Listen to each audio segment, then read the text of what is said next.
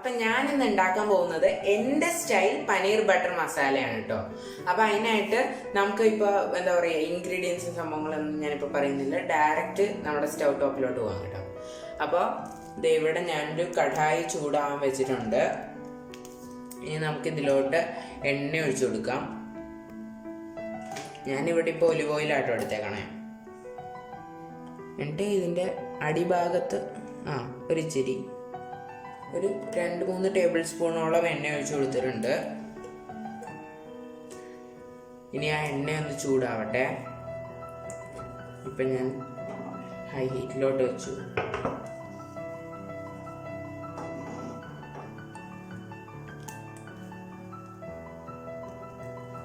Okay,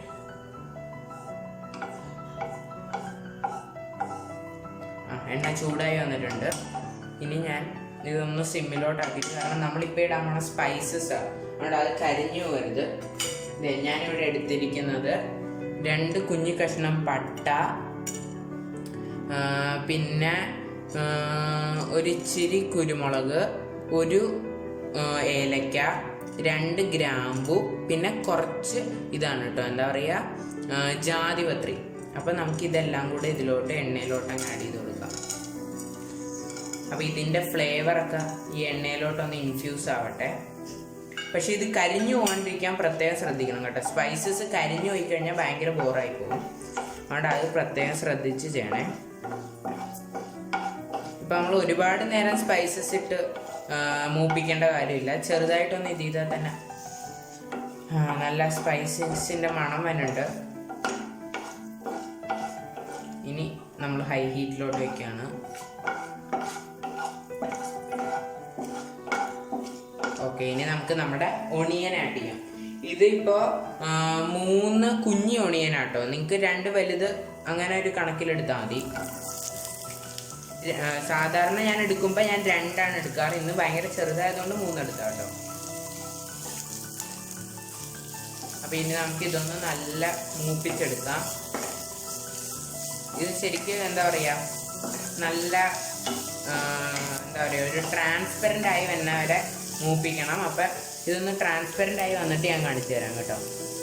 okay, അപ്പം നമ്മുടെ ഉള്ളി ഇവിടെ നല്ല ട്രാൻസ്ലൂസൻ്റ് ആയിട്ട് അത്ര ആവേണ്ട കാര്യമുള്ളൂ. ഇപ്പോൾ നമുക്ക് എന്നിട്ട് അത് കഴിഞ്ഞിട്ട് ഈ സമയത്താണ് നമുക്ക് ഒരു എന്താ പറയുക, ഒരു 10-15 ക്യാഷ് നട്ട്സ് നമുക്ക് ഇതിലോട്ട് ഇട്ട് കൊടുക്കാം. അതിൻ്റെ ഒപ്പം നമ്മളിവിടെ ഒരു 1 ഇഞ്ചോളം ജിഞ്ചർ കുഞ്ഞാക്കി അരിഞ്ഞേക്കണത്, 2 പച്ചമുളകും, ഒരു 6-7 അല്ലി വെളുത്തുള്ളിയുമാണ് എടുത്തേക്കണേ. അപ്പോൾ ഇത് നമുക്ക് ഇതിലോട്ട് ആഡ് ചെയ്ത് കൊടുക്കാം. ഇനി ഇത് നല്ല ശരിക്കും ബ്രൗൺ ആവണ വരെ വഴറ്റിയിട്ട് വേണം നമുക്ക് നമ്മുടെ പൊടികൾ ഇട്ട് കൊടുക്കാം കേട്ടോ.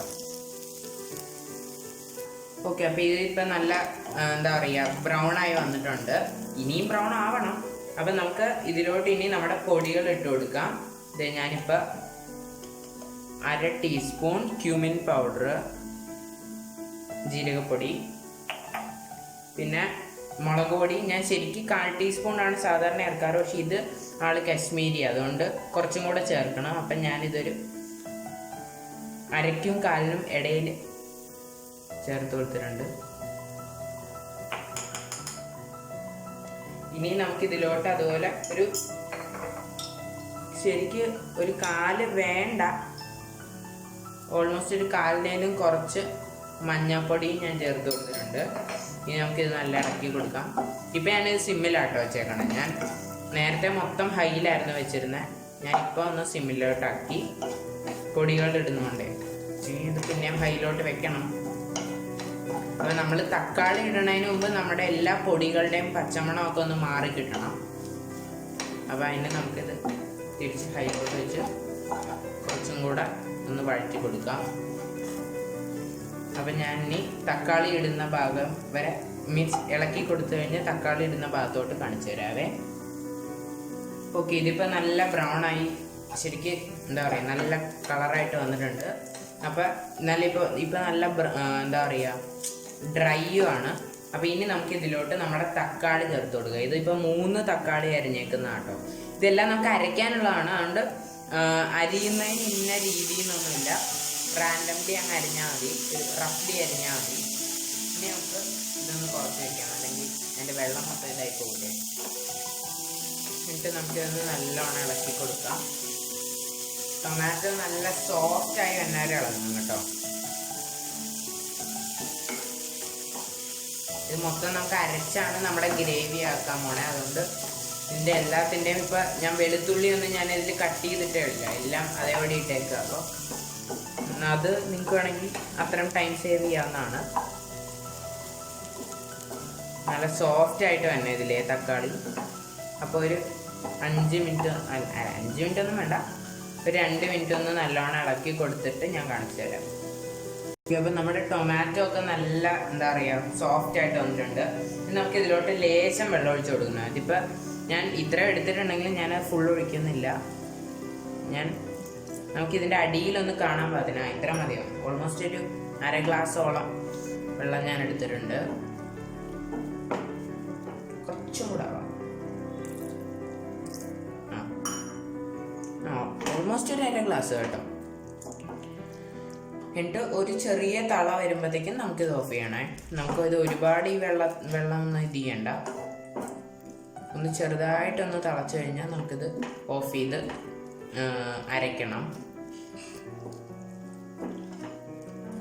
ഇപ്പം കുറച്ച് നല്ല മണമൊക്കെ വരുന്നുണ്ട് കേട്ടോ. ലുക്കിലും നല്ല ഭംഗിയായിട്ടുണ്ട്. പക്ഷേ ഇത്രയും റെഡിഷ് കളറൊന്നും ഉണ്ടാവില്ല കേട്ടോ നമ്മുടെ ഗ്രേവി ആയിട്ട് വരുമ്പോഴേ.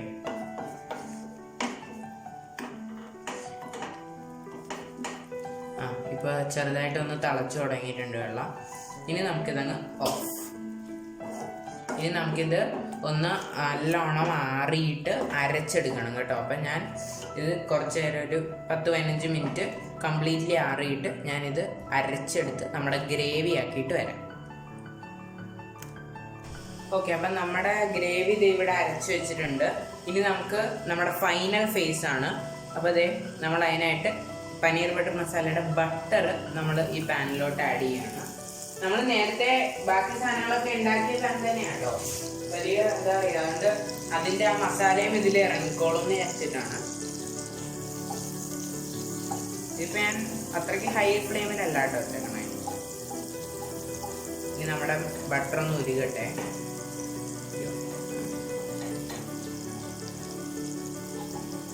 ബട്ടർ ഇവിടെ നല്ല ഉരുകി വരുന്നുണ്ട്.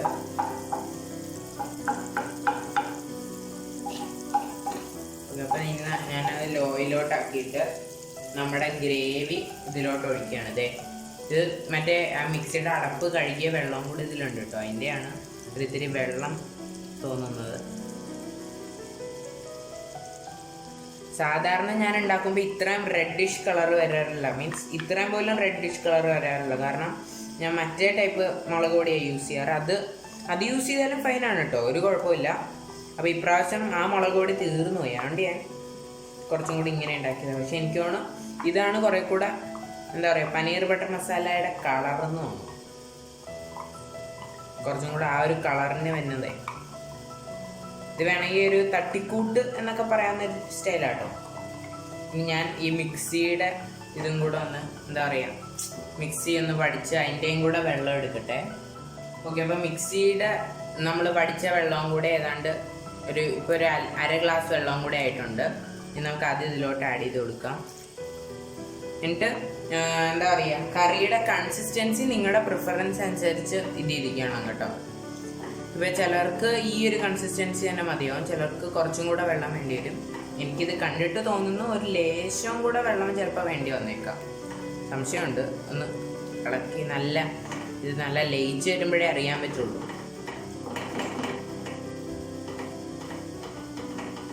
ഒരു ഇത്തിരിയും കൂടെ ആവാം, അപ്പോൾ നമുക്ക് അത്രയും കൂടെ ക്വാണ്ടിറ്റിയും കിട്ടുമല്ലോ.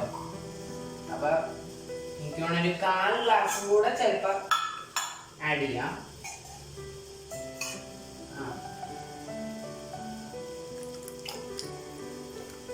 ഒരു 1/4 ഗ്ലാസ് വെള്ളം കൂടെ ഞാൻ ആഡ് ചെയ്തിട്ടുണ്ട്.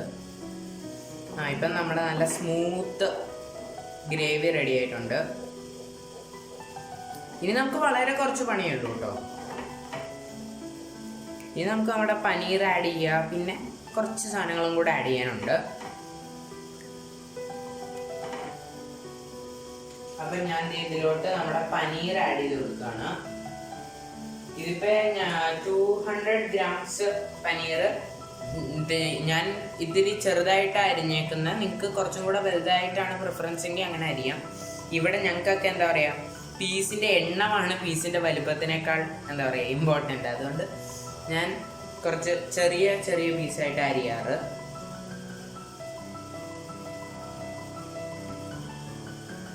ഓക്കെ, അപ്പൊ ഇനി ഇത് നമ്മുടെ പനീറിൽ ഈ ഗ്രേവി നല്ലോണം ഒന്ന് മിക്സ് ചെയ്ത് കൊടുക്കാം. ഈ ഭാഗത്തൊക്കെ ഞാൻ ഈ സ്റ്റൈല് എന്താ പറയാ ഇളക്കലാട്ടോ യൂസ് ചെയ്യാറ്. ഇതിങ്ങനെ മറ്റേ ഫോൾഡ് ചെയ്തുള്ള ഇളക്കില്ല, എനിക്ക് ഭയങ്കര ഇഷ്ടമാണ്. ഓക്കെ, ഇനി നമുക്കിത് എന്താ പറയുക ഒരു 2 മിനിറ്റത്തേക്ക് ഒന്ന് എന്താ പറയുക തിളപ്പിക്കണം. ഒന്ന് തിള വരട്ടെ. അപ്പോൾ നമ്മളിതിപ്പോൾ ഹൈ ഫ്ലെയിമിലോട്ട് മാറ്റിയിട്ടുണ്ട്. ഇനി ഇതിൻ്റെ അടപ്പെടുക്കട്ടെ. അപ്പം ഞാൻ ഇതിന് അടപ്പിട്ടിട്ടുണ്ട്. ഇനി നമുക്കിതൊരു 2 മിനിറ്റ് ഹൈ ഫ്ലെയിമിൽ വെച്ച് ഒന്ന് തിളപ്പിക്കണം കേട്ടോ. എന്നിട്ടാണ് നമ്മുടെ ബാക്കി പരിപാടികൾ. ഓക്കെ, അപ്പം നമ്മുടെ എന്താ പറയുക ഇത് നല്ല തിളച്ച് വന്നിട്ടുണ്ട്. ഇനി നമുക്ക് നമ്മുടെ ഫൈനൽ ഇൻഗ്രീഡിയൻസ് ആഡ് ചെയ്യാം. അത് ഞാൻ ഒരു 1/2 ടീസ്പൂണോളം ഗരം മസാലയാണ് എടുക്കുന്നത്. 1/2 ടീസ്പൂൺ കേട്ടോ. ശരിക്കും അരയില്ല, ഓൾമോസ്റ്റ് അര. അത് നമ്മുടെ എന്താ പറയുക നമ്മുടെ ഒരു ഇഷ്ടം അനുസരിച്ച് അങ്ങ് ഇടുക. ശരിക്കും 1/2 ടീസ്പൂണിന് പിടിച്ചു കേട്ടോ. പിന്നെ കസൂരി മേത്തി ഒരു എന്താ പറയുക ഞാൻ ഇങ്ങനെ ഈ ഒരു കണക്കിലാണ് എടുക്കാറ്, കയ്യിൻ്റെ അകത്തെ ഈ ഒരു കണക്കിൽ. എന്നിട്ട് നല്ല റബ്ബ് ചെയ്തിട്ട് ഇട്ട് കൊടുക്കുക. കസൂരി മേത്തി എന്ന് വെച്ചാൽ ഉണക്ക ഉലുവ ഇലയാണ് കേട്ടോ. എന്നിട്ട് നമുക്ക് ഇത് രണ്ടും ഇട്ടൊന്ന് ഇളക്കി കൊടുക്കാം. പിന്നെ ഞാൻ ഇനി ഏറ്റവും ലാസ്റ്റാണ് നമ്മൾ ഇതിൽ ഉപ്പ് ആഡ് ചെയ്യാൻ പോകുന്നത്. ഉപ്പ് ആഡ് ചെയ്യുന്നത് വരെ അത്രയും ടേസ്റ്റ് എന്താ പറയുക അങ്ങ് അറിഞ്ഞു വെക്കില്ല. ഉപ്പും കൂടെ വരുമ്പോഴാണ് ശരിക്കും ഒരു നല്ലൊരു ടേസ്റ്റ് വരുന്നത് കേട്ടോ. ഓക്കെ, അപ്പം ഇനി നമ്മുടെ ഉപ്പ് നമുക്ക് ഇതിലോട്ട് ആഡ് ചെയ്ത് കൊടുക്കാം.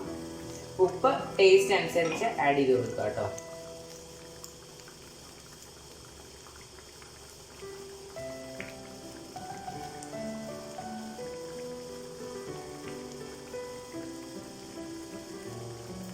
ഓക്കെ, അപ്പോൾ ഉപ്പ് ആഡ് ചെയ്തു. പിന്നെ നമുക്കിത് ഫൈനലായിട്ടൊന്ന് ഇളക്കി കൊടുക്കാം.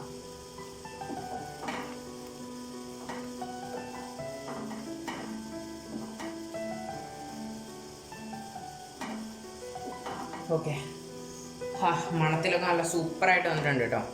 ഞാനൊന്ന് ടേസ്റ്റ് ചെയ്ത് നോക്കട്ടെ. എന്നിട്ട് ഉപ്പ് ഒന്ന് ചെക്ക് ചെയ്ത് നോക്കാം.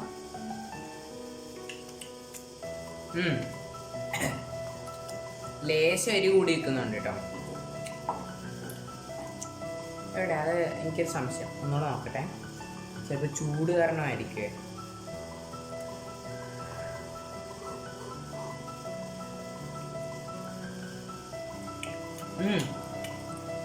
അത്രയ്ക്ക് എരിവൊന്നും കൂടി നിൽക്കുന്നില്ല കേട്ടോ.